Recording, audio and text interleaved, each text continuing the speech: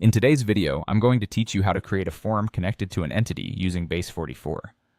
This process will guide you through setting up a form that not only gathers essential information, but also seamlessly integrates with your database, making data collection both efficient and effective.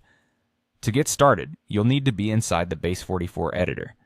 Once you're in, think about the type of entity you'd like to create. This could be anything from a contact or lead to feedback or order, whatever suits your needs.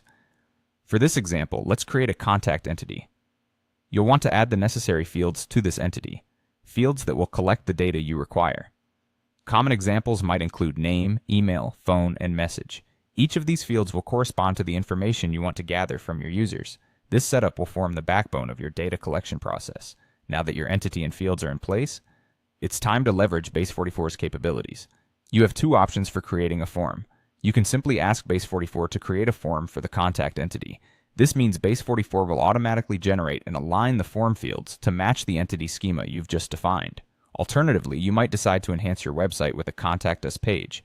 This page will include a form that captures user submissions and ties them directly to the contact entity in your database. Once the form is created, all submissions will be connected automatically to your database. This is one of the great conveniences of using Base44, ensuring that each piece of data collected is organized and easily accessible for future reference. Let's take a look at an example prompt to give this process more context. You can instruct Base44 with a simple yet specific command. For instance, you might say, create a registration form with the following fields: full name, email, phone number, company name, and a submit button. Make sure to specify that certain fields, like full name and email, are required. This ensures you gather essential information from everyone who fills out the form.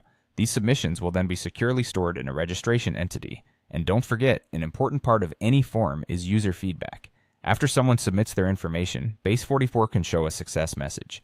This confirms to users that their submission was successful, enhancing user experience by providing clear feedback on their actions. By following these steps, you'll create an efficient form system within Base44 that not only facilitates data collection, but also maintains order and accessibility in your database. Thank you for watching, and I hope this guide has been helpful in walking you through how to create a form connected to an entity in Base44.